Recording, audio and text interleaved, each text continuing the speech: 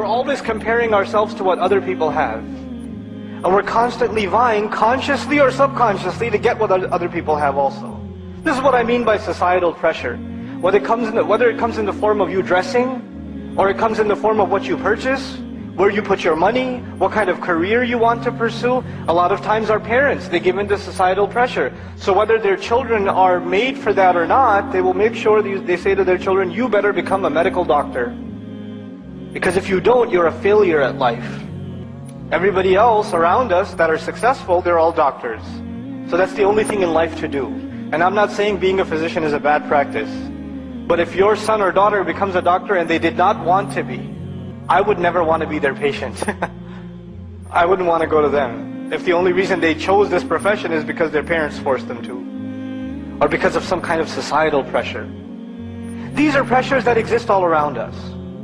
This comparison stuff is all around us. And it can become so strong that a person can almost feel enslaved. They're not even free anymore. Which is really ironic that we're living in a society that prides itself over being free. Right? It prides itself over having independent freedom. I can do whatever I want, dress however I want, talk however I want, look however I want, spend my money on whatever I want. That's the thing that makes the society take pride in itself. And yet if you go to somewhere as simple as high school, you'll find a bunch of kids that are dressed almost exactly the same. They're dressed almost exactly the same. All the hip-hop kids, they look the same. All the goth kids look the same. All the emo kids look the same. It's almost like they go through a uniform. And even the way they talk has to be a certain way to fit in with that crowd. And if you don't fit in with that crowd, then you're an outcast. And so when you look at that, I don't see freedom when I see that.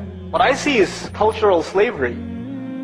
This young man or this young woman can't even make that decision of how to look, or how to talk, or how to walk for themselves. They have to conform to what is going on around them.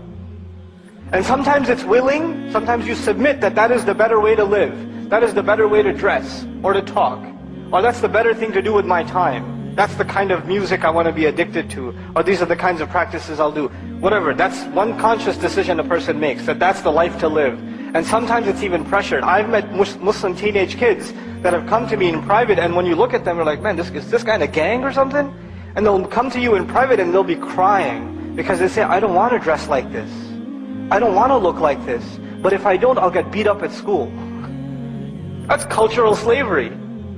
That's a form of slavery.